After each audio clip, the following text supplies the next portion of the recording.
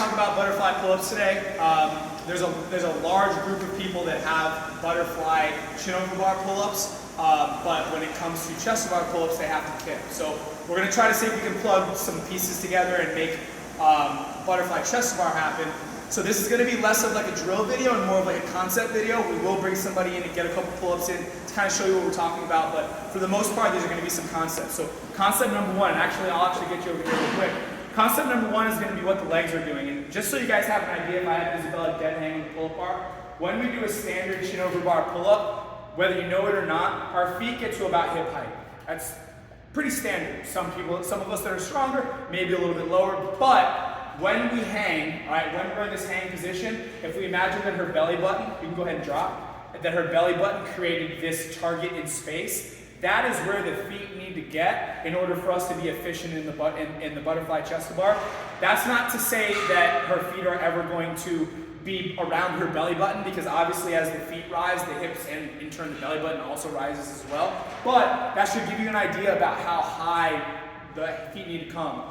If you need to video yourself and kind of make a line when you're dead hanging and where in space your feet need to go and let the video run, you can see if you're actually getting there or not. So that's the first tip, is getting the feet high enough. Second tip, and this is what a lot of people are kind of having issues with, unlike the butterfly pull-up, similar to a goal line in football, when we're doing our chin over bar pull-ups, that plane actually runs along the entire world, right? So I don't actually have to get my chin above the bar. I can get my chin above that plane back behind the bar, and that rep is good.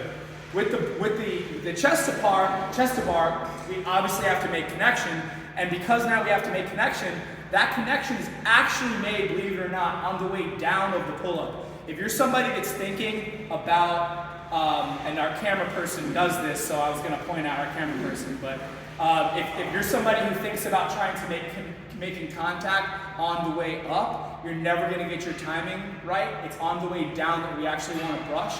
Last little tip, on the way down, and it's not until that descent actually happens that we bring our feet back. Because of how our bodies are built, when I bring my feet back, what's going to naturally happen is my chest is going to arch, and it's going to give me a little bit more oomph or space to make contact with the bar. So, height in front, about belly button height if I was dead hanging, about belly button height in space. And remember that we're making contact on the way down, not on the way up. Last thing, if I were to grab the bar and do a standard butterfly pull-up, whatever width I would normally grab, wherever my pinky is for the chest to bar, I'm going to put my middle finger where my pinky was, and that's going to be a good width for chest to bar. So in chest to bar, we actually want to have a little bit wider of a grip so that the elbow has a little bit more room to flex.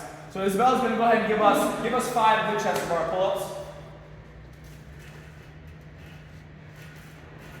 1, 2, 3, 4, and 5. All right? Maybe we can get that in slow-mo. That would be tight. All right? That is it for that. That is the chest to bar butterfly pull-up.